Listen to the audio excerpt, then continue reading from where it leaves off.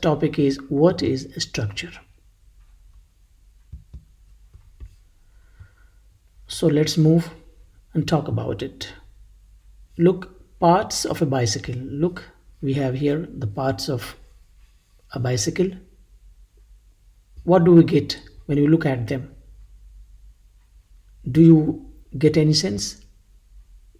If I don't say these are the parts of bicycle, can you guess what would you arrange to make them like? So parts of bicycle are scattered. So here parts of bicycle are scattered. They are not arranged. They are not arranged in a proper manner. Therefore, we can say they don't make any sense. They don't make any sense. They don't make any concept of a finished product. Okay, move on to the next. But after fitting all those parts together into a particular shape, into a particular form, it gives a structure. Look, a structure of a bicycle. How the structure of a bicycle? Structure of a bicycle consists of different parts. We have the saddle, we have seat post, seat clamp, like this, and we have different parts. So what do we get from this example? We come to this point: the arrangement and relations between the parts of something that is complex. So the very process of making a bicycle is not a simple thing. It's a complex process. And when we see a complex process, it means that any structure of a thing is complex. And how does we make a structure of something? Because of the arrangement and relations between the parts of something. So when you arrange them and when you develop connections and relations between those parts, we have to allow them to be fitted together, then we have something of a definite shape, and then we have the structure of a bicycle. We move on to the next. So what do we get? A structure as a complex process. Point number one, a structure is a complex process. It's not an easy process. But complex does not mean that it is always complicated, though of course it may be, but that it is divisible into parts called constituents. There are different kinds of parts, different categories of constituents.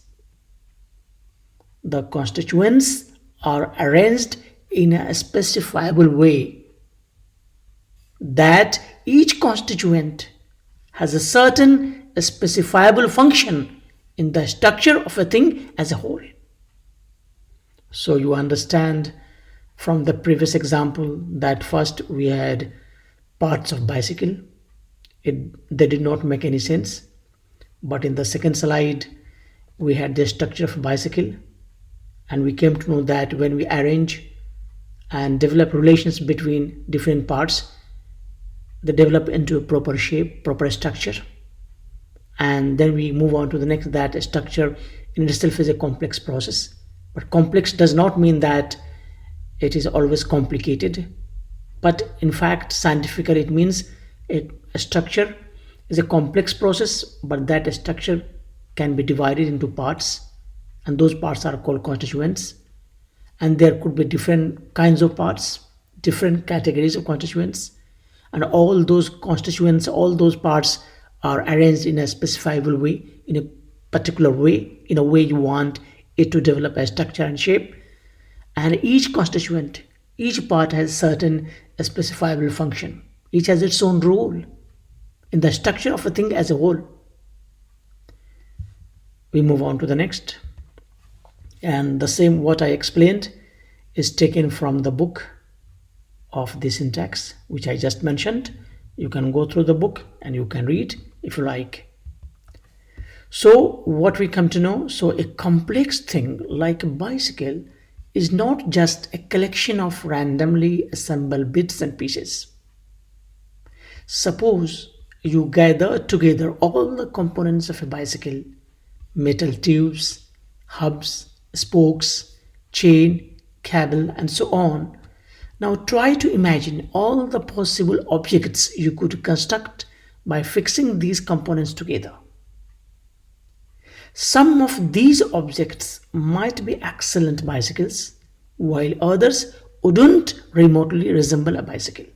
What we have come to know that a bicycle is not just a collection of randomly assembled bits and pieces. With those bits and pieces and parts, metal hubs and tubes and spokes and chain, you can possibly make a good bicycle, and if you are not experienced, you can end up in resemble a very, you can say, poor kind of bicycle. So what we come to know is that a bicycle consists not just of its components, but much more importantly in the structure that results from fitting them together in a particular way.